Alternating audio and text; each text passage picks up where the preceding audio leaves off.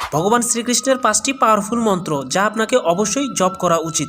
Number 5, গোকুলনাথায় নমঃ।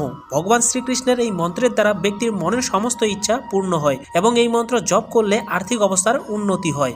Number 4, Shrikrishna Govinda হরে মুরারি হে নাথ নারায়ণ বাসুদেবায়। এই মন্ত্র উচ্চারণের ফলে ভগবান শ্রীকৃষ্ণের কৃপা সর্বদাই লাভ করা যায়। নাম্বার 3, হরে কৃষ্ণ কৃষ্ণ কৃষ্ণ হরে হরে হরে রাম রাম রাম হরে হরে।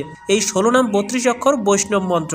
ভগবান শ্রীকৃষ্ণের সবচেয়ে প্রসিদ্ধ মন্ত্র এটি। এই মহামন্ত্র উচ্চারণের ফলে প্রতিটি জীবের মুক্তি লাভ হয়। নাম্বার 2, ক্রুম কৃষ্ণায় নমঃ। এটি কোনো সাধারণ মন্ত্র নয়, এটি স্বয়ং ভগবান শ্রীকৃষ্ণ নিজেই বলেছিলেন। এই মন্ত্রের প্রভাবে আটকে থাকা অর্থ সহজেই পাওয়া যায় এবং ঘরের সুখ সমৃদ্ধি বজায় থাকে। নাম্বার 1, ওম কৃষ্ণায় নমঃ। একে শ্রীকৃষ্ণের মন্ত্র বলা হয়। বিশ্বাস করা হয় যে এই মন্ত্রের ইতিবাচক শক্তি পরিবারের সুখ শান্তি ভরিয়ে তোলে। খুব সকালে স্নান করার পর এই মন্ত্র